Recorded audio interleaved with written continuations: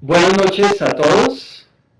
Muchas gracias por estar acompañándonos esta noche en este programa de educación continua de Colgate y Odonto Marketing. Mi nombre es Dairo Marín. Soy odontólogo y especialista en rehabilitación oral de la Universidad Nacional de Colombia. En este momento el coordinador del programa de especialización en rehabilitación oral y me dedico fundamentalmente a la odontología geriátrica. Tengo una maestría en gerontología social y un doctorado en gerodontología. En mi práctica privada es fundamentalmente geriátrica y mi labor docente e investigativa se dan en el área de la odontología geriátrica. Así es que gracias a Colgate por invitarme a conversar esta noche con ustedes sobre gerodontología. Me preguntaron el título de la charla y quise llamarla "Vuelven a ser los viejos como niños, apuntes de gerodontología para una mejor atención a la persona mayor".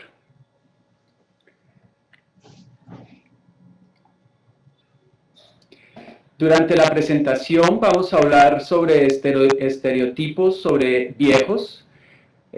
Vamos a definir algunos conceptos básicos sobre envejecimiento y vejez.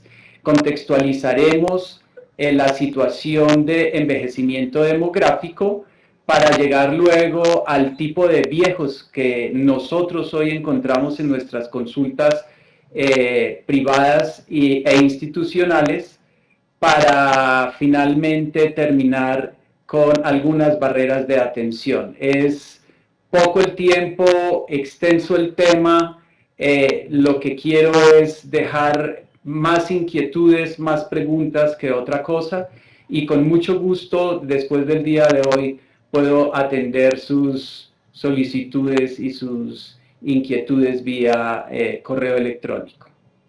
Sin más preámbulos, empecemos.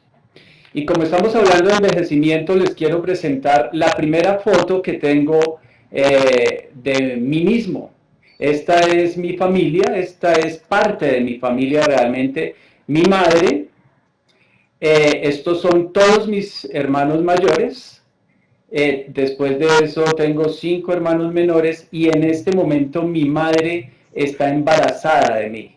Esta es la primera foto que existe y que certificaba que era un ser en formación y en envejecimiento desde el propio momento de la concepción. Entonces hablemos un poco en el primer capítulo de esta charla sobre estereotipos de envejecimiento. ¿Qué son los estereotipos inicialmente?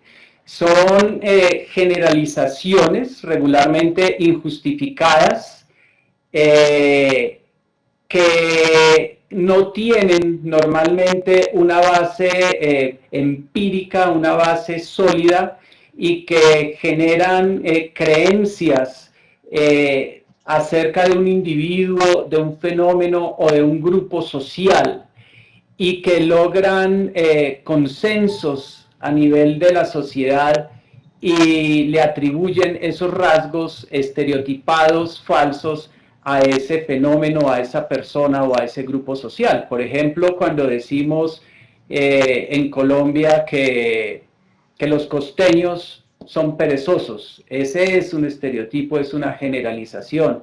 O cuando creemos que los homosexuales son amanerados, es otro estereotipo, otra generalización. Y tienen diferentes esferas en las cuales se da el estereotipo. Se da a nivel individual, se da a nivel de la sociedad, por supuesto.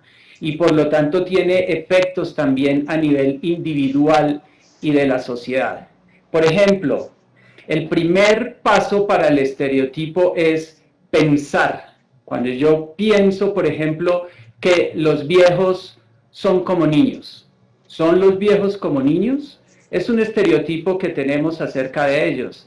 Pero la única realidad de los viejos es que a medida que envejecemos, cada vez somos más nosotros mismos y nos parecemos, por lo tanto, más a nosotros mismos. Cuando el ser humano es concebido, es un ser humano en potencia. En la primera foto que les mostré yo era Dairo Marín en potencia. Hoy que tengo 49 años de edad, soy un ser humano mucho más completo, tengo una personalidad mucho más de Dairo Marín que la que tenía en ese momento, o a los 10 o a los 20 años. Y cuando tenga 70 años, si los llego a cumplir, u 80, pues seré más yo. Entonces la única realidad sobre los viejos es que es un grupo heterogéneo, que son más ellos mismos, que el proceso de desarrollo de la personalidad y del individuo es continuo, nunca para. El estereotipo genera inicialmente a nivel individual un pensamiento frente a los viejos. Son como niños, o los viejos huelen a feo, o los viejos son sabios. También es un estereotipo porque no todos somos sabios. Cuando pasamos ese nivel de pensamiento a la sensación, entonces el estereotipo se convierte en un prejuicio. Y si ese prejuicio es lo suficientemente fuerte que me lleva a actuar, entonces se genera discriminación. Y la consecuencia final de los estereotipos sobre envejecimiento es la discriminación de los viejos, que tienen efectos a nivel de toda la sociedad.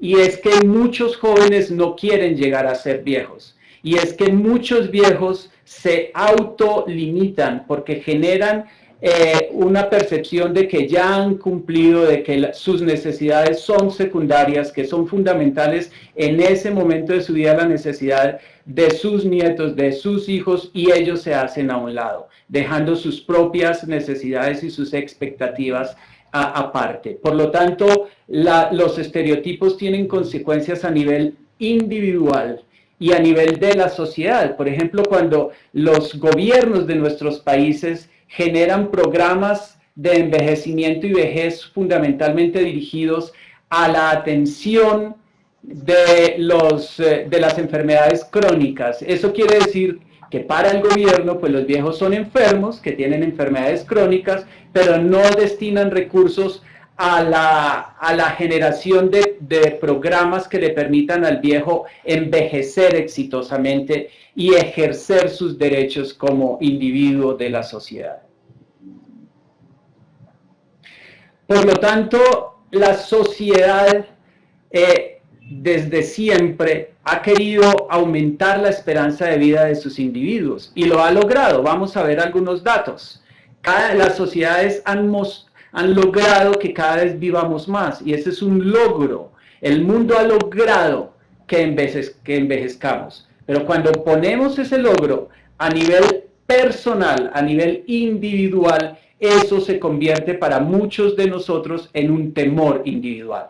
Y es ahí cuando hacemos todo para aparentar ser jóvenes, cuando queremos conservar la apariencia de joven, la actitud de joven, o cuando decimos el que envejece es el cuerpo, pero la mente no, o cuando decimos vieja es la cédula, etcétera, etcétera, etcétera. Son todas formas de negar que estamos envejeciendo y de pensar que el envejecimiento es necesariamente malo.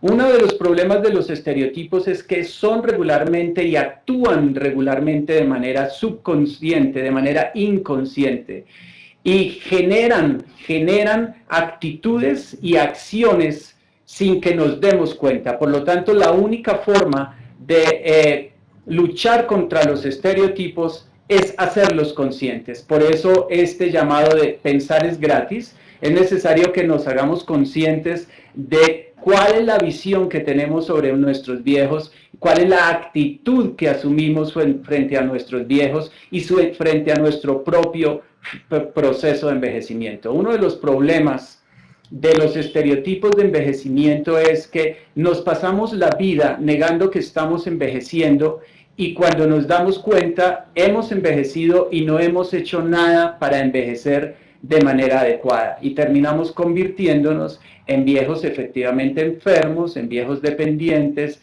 en viejos con limitaciones. Es lo que se llama en la literatura una profecía autocumplida. Así es que pensar es gratis, pensemos en cómo estamos envejeciendo y pensemos en qué tipo de viejos queremos ser para que construyamos desde este momento ese tipo de personas.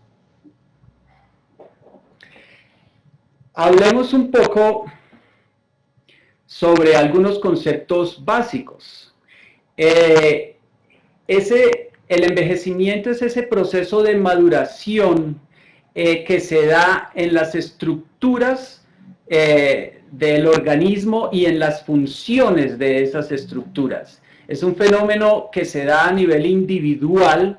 Dairo Marín, yo Dairo Marín envejezco solamente como Dairo Marín, pero también es un fenómeno colectivo. Dairo Marín envejece como envejecen los seres humanos.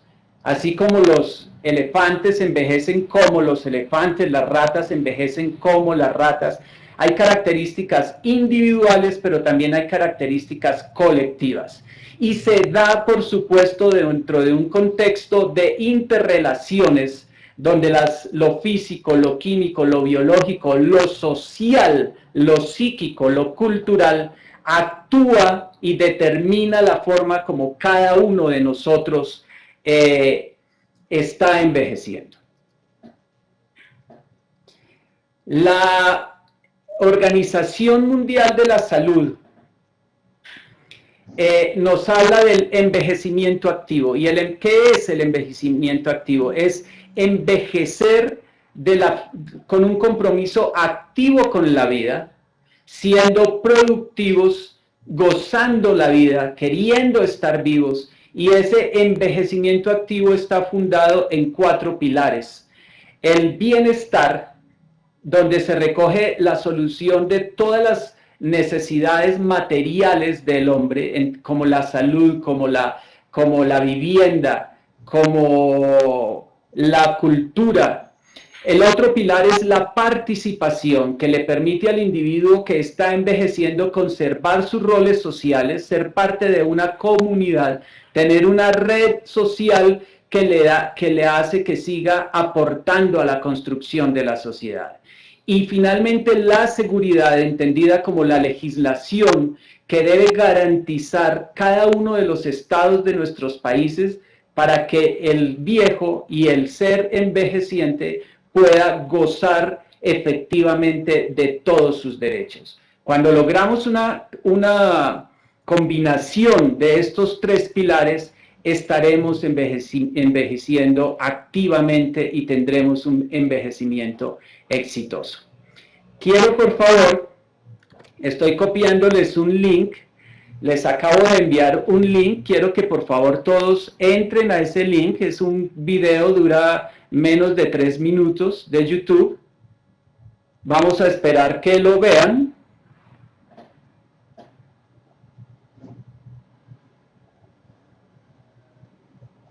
Que alguien en el chat me diga por favor si pueden ver el video. Ok.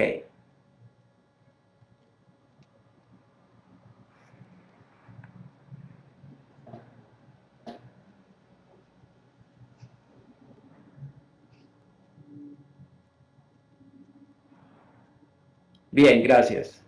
Y cuando termine alguien que me avise, ok.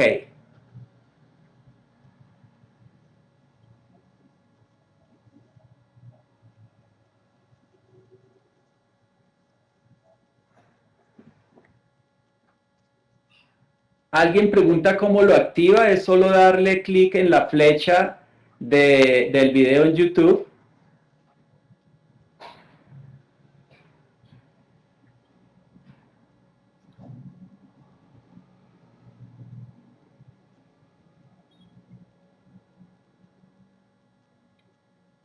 ¿Ya ha terminado?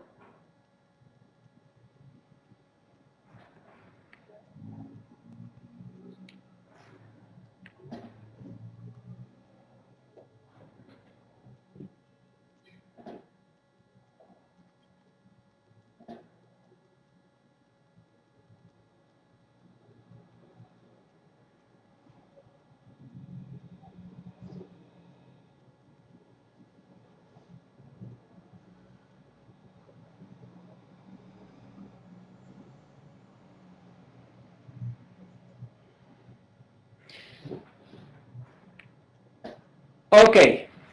quiero terminar esta primera parte de la charla sobre estereotipos de envejecimiento y sobre envejecimiento activo con este video. Es un video de un grupo de mujeres mayores, pero la protagonista es esta mujer de más de 80 años, cubana. Es el mejor ejemplo de envejecimiento activo. Yo quisiera, si llego a los 80 años, tener la vitalidad y poderme mover de esa manera. Me gusta bailar, espero que a los 80 siga haciéndolo.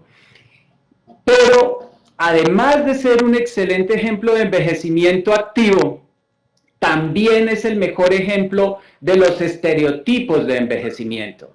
Porque ustedes vieron la actitud de los dos hombres a quienes la mujer bailaba coquetamente, porque ser viejo o vieja no es sinónimo de dejar de coquetear, de dejar de ser sensual. Y estos hombres, en lugar de levantarse, bailar con la mujer, hacerle una señal de aprobación, estaban apabullados, estaban avergonzados, porque un hombre joven estaba siendo objeto de coqueteo por una vieja de 80 años. Y las viejas de 80 años no son deseables, no son bonitas, son asexuales. Son esos algunos de los estereotipos que tenemos en la cabeza sobre los viejos. Entonces, él era el mejor ejemplo que tenía para mostrarles esta noche sobre el envejecimiento activo, porque la mujer es el mejor ejemplo de ello, y los estereotipos de envejecimiento. Si en lugar de esta mujer de 80 años hubiera bailado frente a ellos una chica de 18, de 20, de 30, estoy seguro que cualquiera de los hombres se hubiera levantado, la hubiera cogido de la cintura y se hubiera sentido feliz porque una mujer joven y bella le estaba coqueteando. Hay que pensar si nosotros tenemos algunos de estos estereotipos.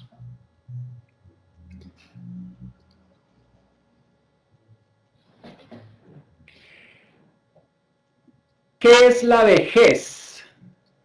La vejez está definida en la política de envejecimiento y vejez del Ministerio de Salud de Colombia como el momento de la vida referente a una edad mayor a la que se llega generalmente con una madurez que está caracterizada por cambios fisiológicos y cambios funcionales que se dan a lo largo del tiempo, y en ese proceso de cambios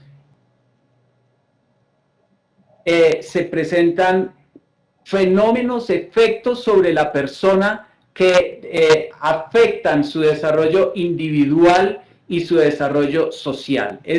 La vejez es un momento del ciclo vital donde llegamos después de ese transcurrir con una serie de cambios psico, bio y sociales en el individuo. Pero deberíamos todos propender por tener una vejez exitosa, una vejez propositiva.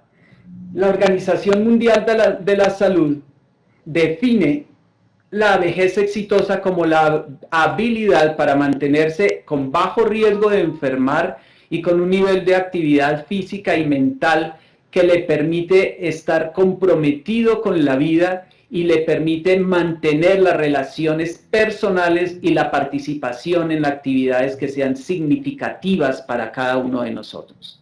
Eso es la vejez exitosa. Y traigo aquí una cita de Cicerón en el año 44 a.C., y Cicerón nos decía: todos los hombres aspiran a alcanzarla, cuando hablaba de la vejez, solo para clamar después contra ella cuando la han logrado.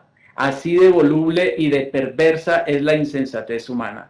Como decía hace un rato, el envejecimiento humano es un logro de nuestras sociedades, pero se convierte en un temor cuando se pasa el fenómeno a nivel individual.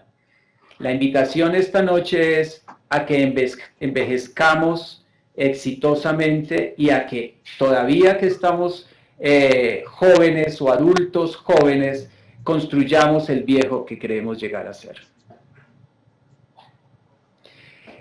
¿Qué es una persona mayor. La Organización Mundial de la Salud define como persona mayor a toda persona de 60 años o más para los países, para todo el mundo, pero los países han tomado edades distintas. En los países desarrollados se ha corrido la frontera 5 años, entonces se considera que una persona entra al grupo de personas mayores a partir de los 65 años y en los países subdesarrollados o en vía de desarrollo ese límite está en los 60, pero la Organización Mundial de la Salud establece que a partir de los 60 años entramos al grupo de personas adultas mayores.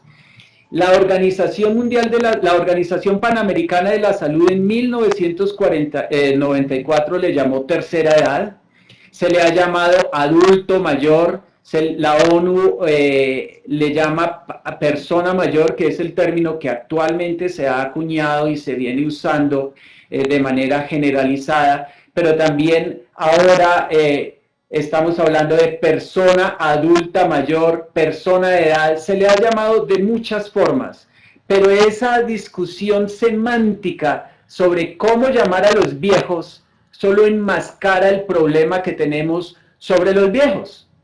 Es un eufemismo, no queremos llamar a los viejos viejos porque la palabra viejo está cargada de sentidos negativos, de estereotipos negativos. Y en lugar de cambiar el estereotipo, en lugar de revalorizar al viejo en nuestras sociedades, en lugar de reconocer su importancia, el aporte que ha hecho y el aporte que todavía siguen haciendo, pues nos preocupamos más por cómo les llamamos para evitarle decir viejo.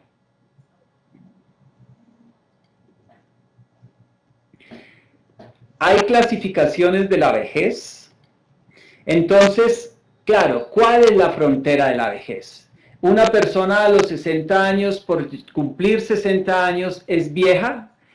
¿O qué es lo que determina que sea vieja? Entonces, la edad cronológica tiene sentido para que los estados establezcan políticas, así como hay políticas para la niñez, políticas para la juventud, pues también hay políticas para la vejez.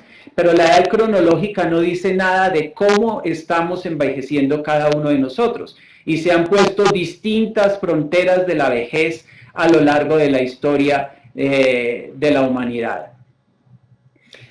Pero existe una edad funcional que es mucho más importante que la edad cronológica y quiero introducir aquí dos conceptos que son fundamentales: el envejecimiento primario y el envejecimiento secundario.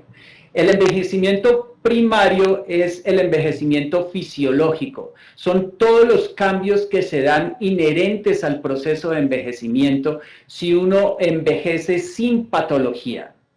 Y el envejecimiento secundario es el envejecimiento patológico y son los cambios que se dan asociados a la enfermedad.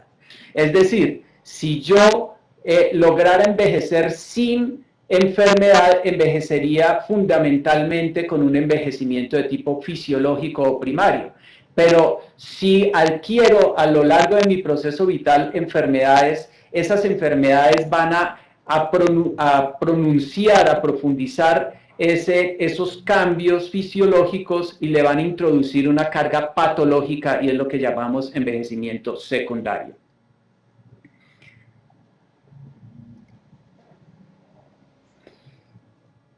Hablemos un poco después de estos conceptos básicos sobre envejecimiento y vejez de demografía. No les voy a mostrar tablas, no quiero hacerme pesado, pero sí algunos datos que son fundamentales y que hacen que esta charla que estamos teniendo hoy y que el trabajo con los viejos cobre cada vez más importancia. Está envejeciendo la sociedad, innegablemente, y ese proceso de envejecimiento social se da por diferentes componentes. Por un lado, se ha dado una drástica disminución de la tasa de natalidad. las sociedades a medida que han evolucionado han ido disminuyendo la tasa de mortalidad y han aumentado la esperanza de vida. Eso ha hecho que las pirámides poblacionales se inviertan y pirámides que eran muy anchas en las bases, esa base se ha ido encogiendo y la cúspide se ha ido expandiendo porque cada vez llegan más personas a la edad adulta mayor. Hace un rato me preguntaban si nuestros países iban a alcanzar las mismas tasas de envejecimiento que los países europeos. No lo contesté en ese momento, pero este es el momento adecuado. Sí, con un problema adicional. Y es que los países desarrollados consiguieron el envejecimiento que hoy tienen, que está alrededor del 18%, oscilan entre el 16 y el 18 y el 20% en 150 años, siglo y medio, pero nuestros países están alcanzando los mismos niveles de envejecimiento solo en 50 años. Y eso genera una carga social muy grande en países que no están adaptados para atender las necesidades de una población envejeciente que cada vez tiene mayor peso. Por lo tanto, el fenómeno que estamos viviendo tiene repercusiones en todas las esferas de la sociedad. Demos algunos datos sobre la esperanza de vida. En Canadá, la esperanza de vida en este momento es de 80.7 años y en Haití, el país más pobre de América Latina, es apenas de 60.2 años. Hay una diferencia de casi 19 años entre los dos países, mostrando que el proceso de envejecimiento tiene que ver con las condiciones de vida y con las inequidades sociales. En el cuadro de abajo ustedes ven algunos de datos sobre la esperanza de vida en nuestros países latinoamericanos, pero en general estamos alrededor de los 74 años de esperanza de vida en América Latina, pero tenemos países como Zimbabue, que tiene hoy una esperanza de vida de 39 años a consecuencia de la epidemia del SIDA, o países como Sierra Leona, también en Sudáfrica, que tiene una esperanza de vida de 40 años. Entonces, el mundo envejece a ritmos distintos y dentro de un país hay poblaciones más envejecidas que otras de acuerdo a sus condiciones de vida. El otro dato que afecta ese proceso de envejecimiento poblacional es la tasa de mortalidad infantil. En el año 1900 teníamos una tasa de mortalidad de 229 niños por cada 1000 niños nacidos vivos. Y en Haití es nuevamente el país más pobre de América Latina, esa tasa hoy en día es de 20.3. Y ustedes ven en América Latina la menor tasa de mortalidad infantil está en Cuba, tenemos 4.8, en Colombia sigue siendo alta, estamos en 11.4 frente a Chile o Canadá, que apenas Chile un 7.4. Pero fíjense que en Bolivia hoy tenemos una tasa de mortalidad infantil de 50 por cada 1000 niños nacidos vivos. Hay mucho que hacer todavía en ese campo. Y esta es una tabla que nos dice de la tasa bruta de natalidad. En América Latina hoy el promedio de la tasa de natalidad está en 18.5, la más alta está en Guatemala, que es un 28.4, y la más baja está en Cuba, que es un 11.1. Entonces, como ven, están naciendo menos niños, hemos reducido la mortalidad infantil, por lo tanto, tienen más posibilidades de llegar a viejos y la población que está envejeciendo aceleradamente. Y mientras que en Colombia, por ejemplo, según el censo del 2010, tenemos un crecimiento negativo de los niños de los 0 a los 5 años, la población mayor de 70 años está creciendo el 51%. Eso habla de la magnitud del fenómeno de envejecimiento poblacional, en este caso en Colombia, pero es el mismo fenómeno que se está dando en toda América Latina. Aquí ven, por ejemplo, en América Latina teníamos en el siglo pasado, en 1900, 194 millones de personas, en el 2010 teníamos 935 y se espera llegar a 1027 millones de latinoamericanos dentro de 6 años. Y en el 2006, de estos 194 millones de latinoamericanos, 100 millones teníamos 100 millones de personas mayores de 60 años. Y se espera que para el 2020, de estos 1027, 200 millones de personas sean mayores de 60 años. Y esos son los que nosotros vamos a atender en nuestros consultorios. Entonces, ¿qué pasa? Tenemos más viejos, pero además no son el mismo tipo de viejos que teníamos antes. Tenemos viejos en un número mayor, pero también con mayores niveles de educación, con mejores estados de salud. No solo estamos viviendo más, sino estamos viviendo más en mejores condiciones durante más años. Las etapas de enfermedad también se han ido atrasando. Y además están llegando con más dientes. Tienen más o menos 6.5 más posibilidades de consulta odontológica que los pacientes edéntulos, que eran los que por lo menos cuando yo estudié odontología atendíamos. Cada vez es más difícil encontrar personas edéntulas totales en las facultades de odontología para enseñarle a nuestros estudiantes a hacer prótesis. Y esa mayor probabilidad de consulta no tiene que ver con la edad, tiene que ver más con la presencia de dientes. Y además, la exodoncia y hacer prótesis totales ya no es para nuestros viejos el tratamiento de elección.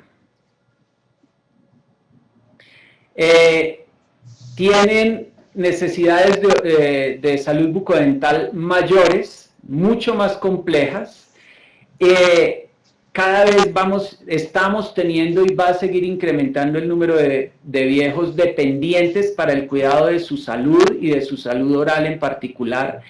Y tenemos grupos dentro de estos viejos que tienen restricciones del tratamiento debido a condiciones biológicas o cognitivas. Entonces, no son los viejos. Dentro de los viejos hay grupos particulares con necesidades particulares. Hemos pasado en 1909, cuando nos plantearon la teoría de la infección focal y sacábamos los dientes y hacíamos unas prótesis totales vulcanizadas, al siglo XXI, la era del CAD/CAM, de los implantes, de los láser, de la estética, de la ortodoncia, de la promoción y la prevención de la salud. Entonces cada vez tenemos estas viejas, ya cada vez de la prótesis total está porcentualmente disminuyendo y tenemos estas que, como les decimos en Colombia, las prótesis removibles, pues puentes, pues nos vamos de puente.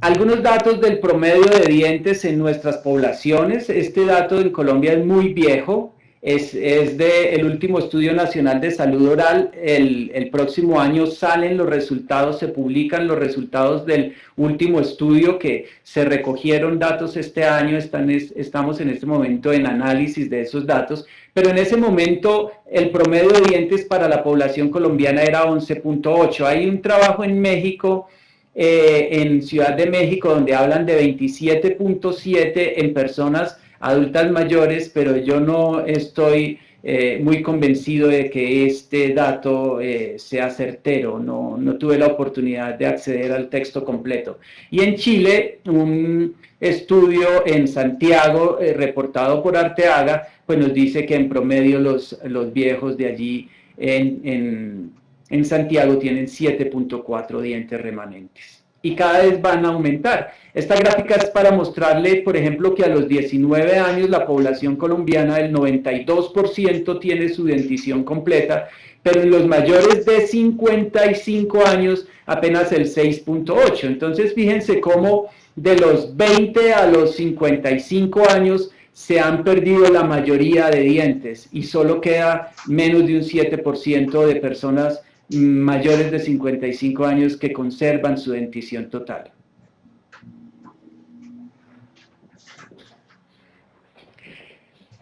Pero además, como les decía, a medida que envejecemos, hay grupos particulares de viejos con necesidades particulares.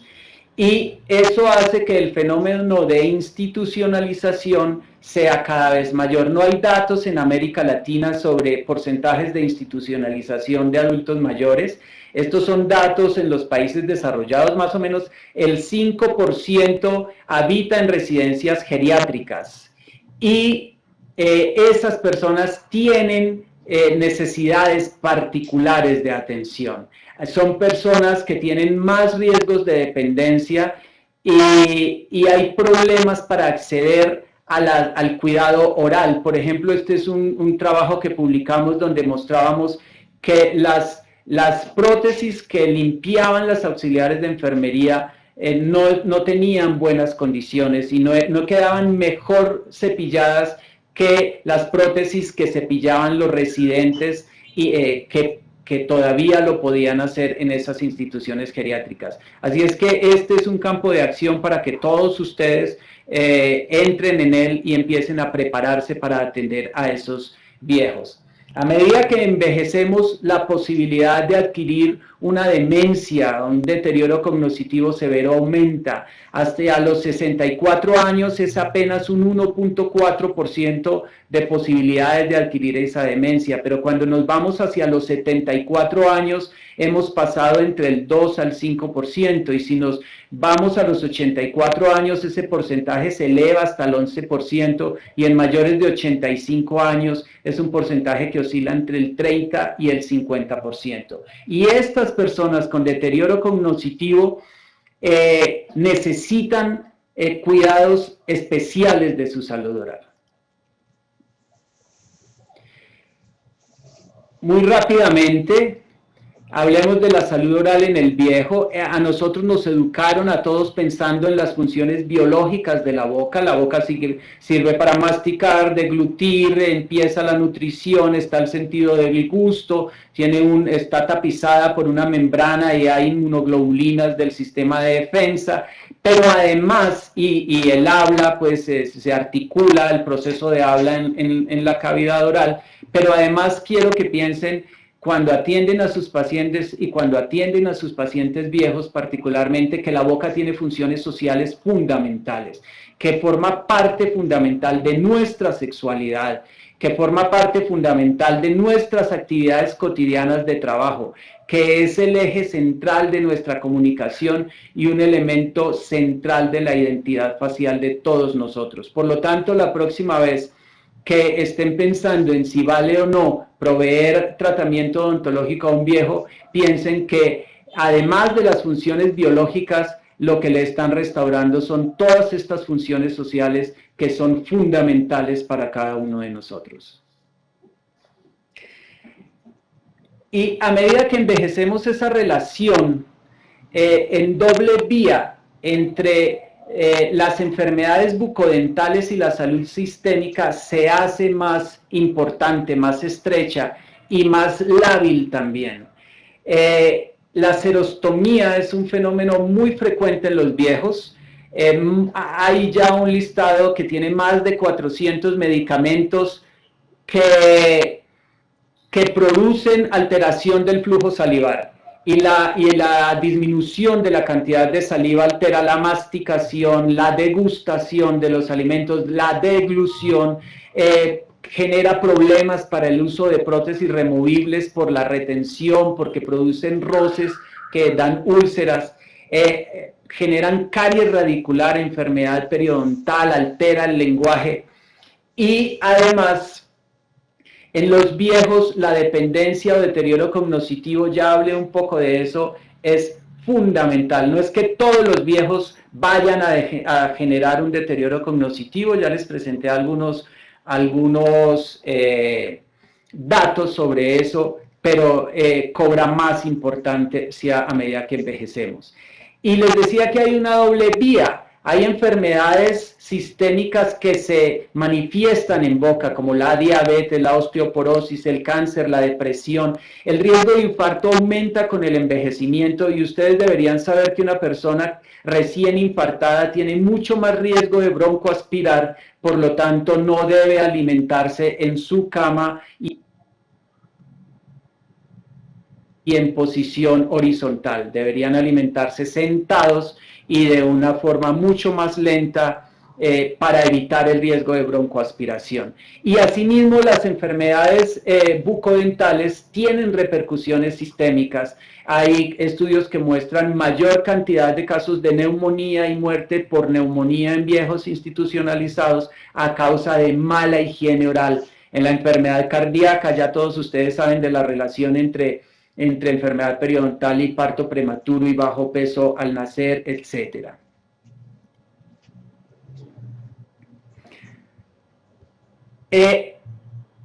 La caries, voy a dar solo datos. A medida que envejecemos, estamos conservando más dientes, ya lo vimos, y está volviéndose cada vez un problema mayor la caries radicular. Con el envejecimiento se genera recesión del tejido periodontal, exposición de la raíz, aumenta el riesgo de caries radicular y existen reportes en la literatura que muestran desde un 13 hasta un 89% de prevalencia de caries radicular. Ustedes saben todas las consecuencias que la caries radicular evoluciona muy rápido, genera fracturas, deja restos radiculares en boca y eso va a hacer que nos enfrentemos cada vez más a la atención de caries radicular y a la atención de caries radicular en personas que tienen limitaciones para asistir a su consultorio odontológico.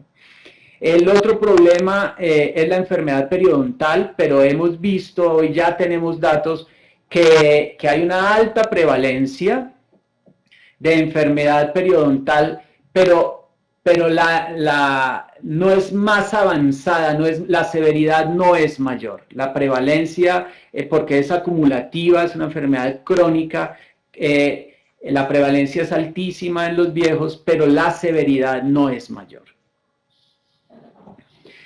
Y definitivamente el problema en los viejos, más que la enfermedad periodontal y particularmente en los viejos institucionalizados, es la caries radicular. Y es ahí donde todos ustedes van a tener que empezar a trabajar, a tomar medidas preventivas y restaurativas para la caries radicular. No es el objetivo de la charla de hoy. Cualquier día podemos hablar sobre caries radicular en particular.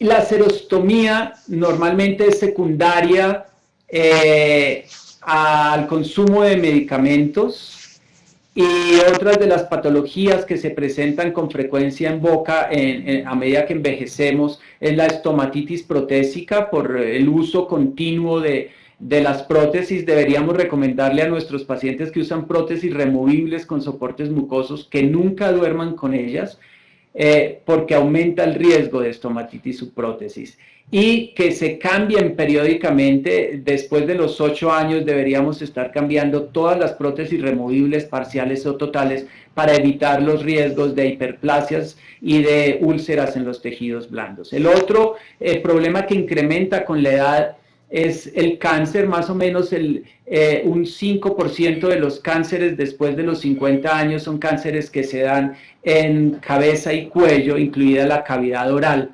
Por lo tanto, nosotros tenemos que estar preparados para atender este tipo de patología en nuestros pacientes. El porcentaje de déntulos totales ha ido disminuyendo, pero el número absoluto de déntulos totales ha aumentado porque la población del mundo ha aumentado. Por lo tanto, seguimos necesitando hacer buenas prótesis totales.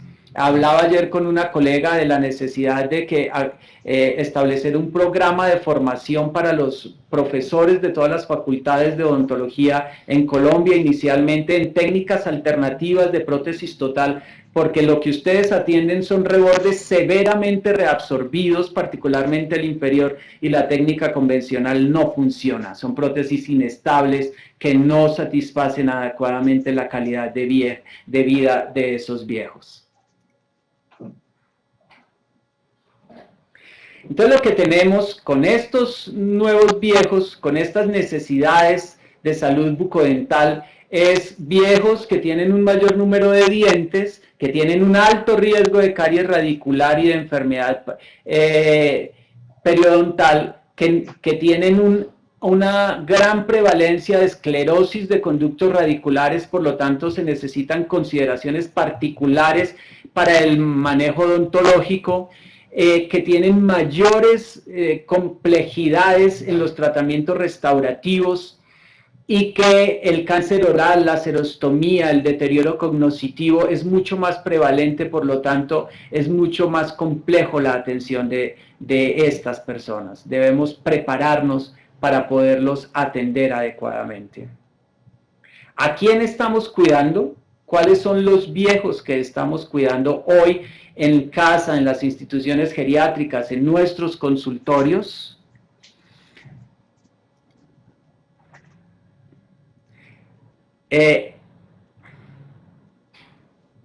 Más o menos les decía, el 5% de viejos están institucionalizados, tienen una alta prevalencia de caries radicular, tienen más caries que los que viven en comunidad, y esas caries son fundamentalmente caries activas no tratadas.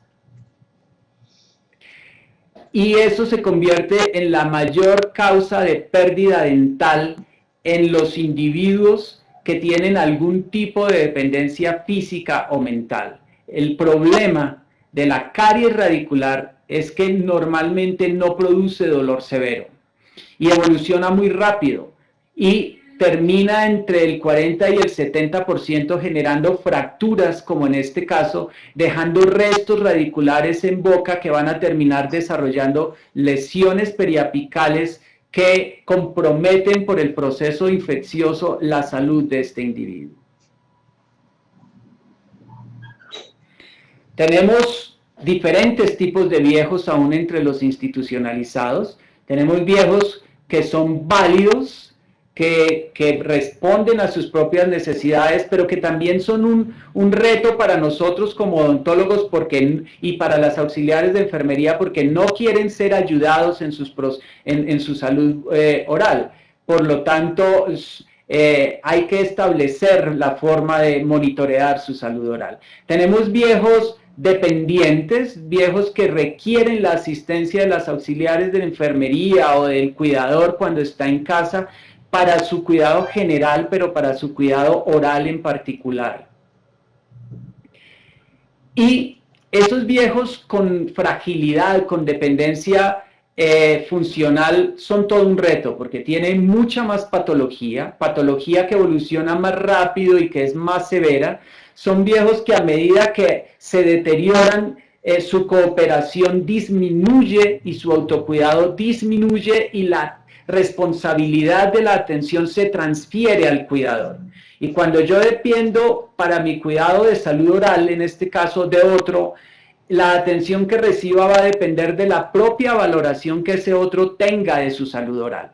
Y ese es un problema muy serio que hay en las instituciones geriátricas, porque las auxiliares de enfermería, el personal auxiliar de enfermería, o no tiene el conocimiento para manejar la salud bucodental del residente, porque en los sitios donde se preparó nunca les enseñaron, o porque no consideran importante la salud oral en medio de una situación de mayor complejidad del viejo, que puede ser incontinente, que puede requerir, es muy demandante para sus cuidados.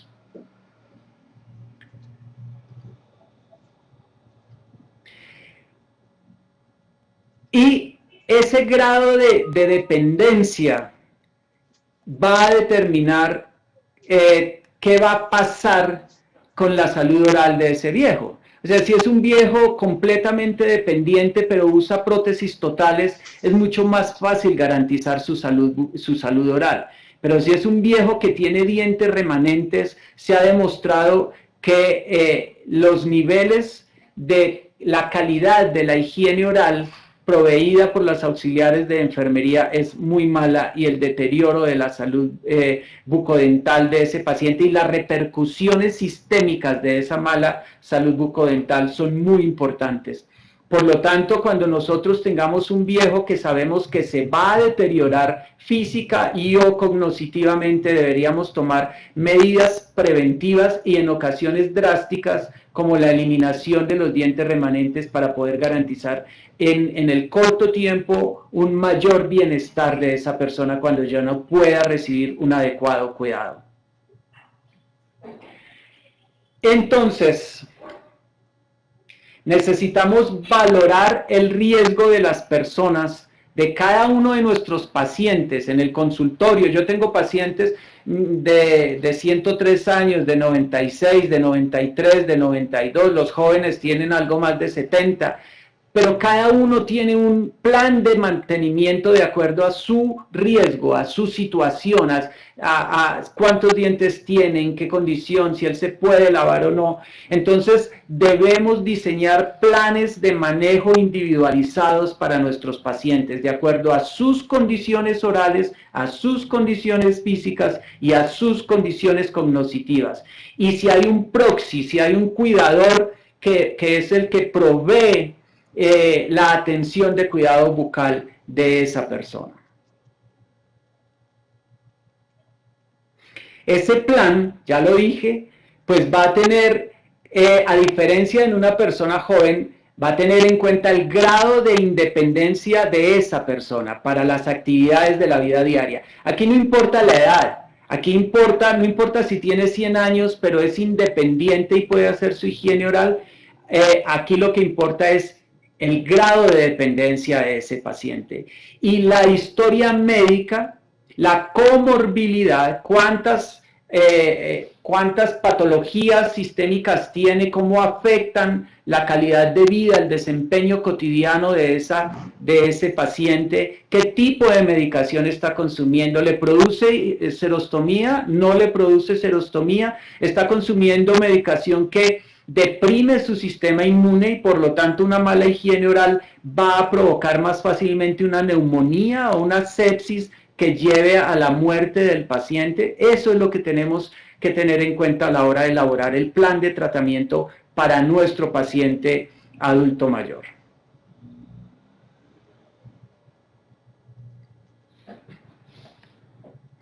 Y vamos a categorizar a esos pacientes de acuerdo al riesgo. Entonces, los pacientes funcionales son pacientes de bajo riesgo. Vamos sencillamente a controlar la dieta, controlando el consumo de azúcares refinados, a mandar cremas dentales fluoradas, enjuagues fluorados. Hoy en día tenemos nuevas moléculas como la arginina que van a hacer una acción aumentando el pH, previniendo la desmineralización del diente. Entonces hoy tenemos cremas con flúor y arginina que hacen una doble función en el mantenimiento y en el mantenimiento de la salud, en la prevención de la caries, el retiro nocturno de la prótesis. Y a esas personas de bajo riesgo solo les vamos a recordar y a verificar. Tenemos unas personas de riesgo medio, que son los que tienen cierto grado de dependencia. A ellos igualmente la dieta, vamos a cambiar los enjuagues fluorados por barnices. Hay estudios que muestran que los barnices fluorados son efectivos en prevenir la caries dental, mucho más que los enjuagues, hasta por 6 meses. Vamos igualmente a empezar a usar enjuagues antiplaca, y igualmente el retiro nocturno de las prótesis. Y a estos pacientes de riesgo medio, además de recordar y verificar, vamos a empezar a ayudar en ciertos procedimientos de cuidado oral. Y los pacientes de alto riesgo son los pacientes deprimidos, son los pacientes dependientes y son los pacientes también recién institucionalizados. porque esto genera una depresión en esos pacientes. Aquí, además de la dieta, de los barnices fluorados, de las cremas con flúor y con arginina, del retiro del nocturno de la prótesis, vamos a empezar a usar control químico de la caries mucho más fuerte con la clorhexidina en gel o en barniz, que es mucho más efectiva que en este tipo de pacientes que los enjuagues. Y aquí ya no recordamos, aquí directamente el cuidador hace el cuidado oral y verifica cómo le quedó. Porque hay un alto riesgo de compromiso sistémico a consecuencia de esa flora patológica que hay en cavidad oral. Y un plan de controles de los pacientes de acuerdo al riesgo. Nos quedan 5 minutos. Yo quisiera que me hagan preguntas. Vamos a parar aquí. Queda realmente muy poco de la presentación. Pasemos, por favor, a las preguntas. Déjenme solamente decirles que hay barreras importantes para la atención de estos pacientes. Barreras dependiendo de la habilidad funcional, barreras para la atención odontológica, porque el paciente no puede ir al consultorio o porque no, en medio de una situación compleja, los recursos son destinados a otras necesidades distintas de la salud oral, porque los hogares geriátricos no tienen el personal suficiente, porque los odontólogos no tienen la experiencia para atender a los viejos, porque le da temor atender a los viejos, porque es más costoso atender a los viejos, por lo tanto obtenemos más ganancia atendiendo personas jóvenes porque el tiempo se optimiza, porque hay barreras de acceso, etcétera. Así es que es una población vulnerable desde todos los puntos de vista. Los invito a que me envíen sus preguntas. Les voy a mandar mi correo electrónico también.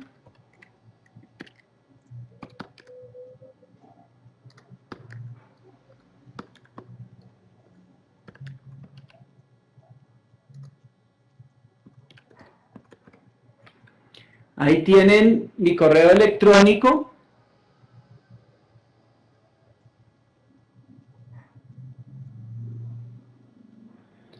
Gracias a ustedes por sus comentarios.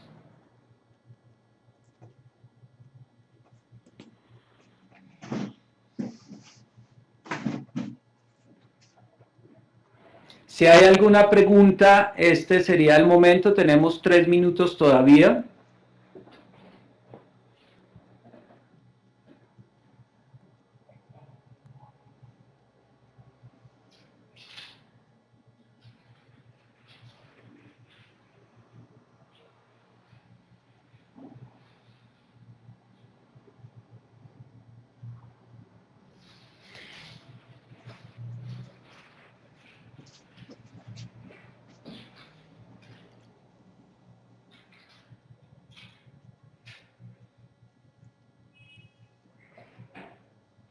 Me preguntan si existen criterios para elegir técnicas y materiales para los viejos. Realmente no, realmente en cuanto a materiales no. Solo quisiera decirle que los materiales blandos no son los más adecuados, son materiales que se deterioran, son materiales que son colonizados por bacterias y ponen por lo tanto mucho más en riesgo la salud del viejo.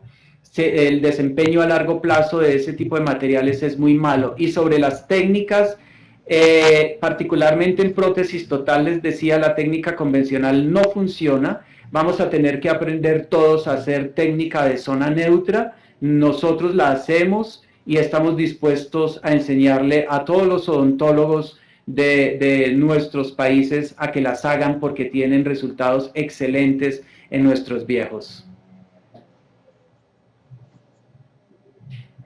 Me preguntan qué hacer para el cuidado de los implantes dentales en los viejos con uso de prótesis sobre implantes. Depende del tipo de prótesis, depende de si son prótesis fijas o removibles. Cuando son removibles es mucho más sencillo, hay que enseñarle al viejo a retirarla o a su cuidador para la higiene, pero cuando son fijas, y me refiero a híbridas o a prótesis fijas cerámicas, es el odontólogo quien debe establecer un plan periódico de controles y de cuidado para ese paciente.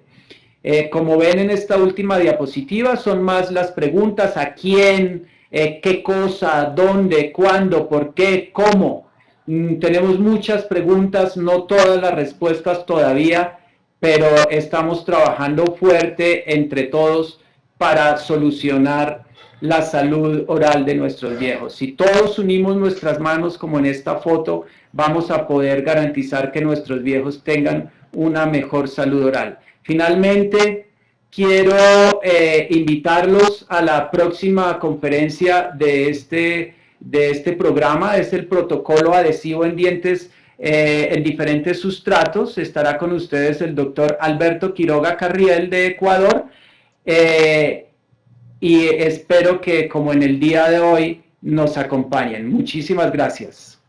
Y buena noche para todos, amigos y colegas latinoamericanos.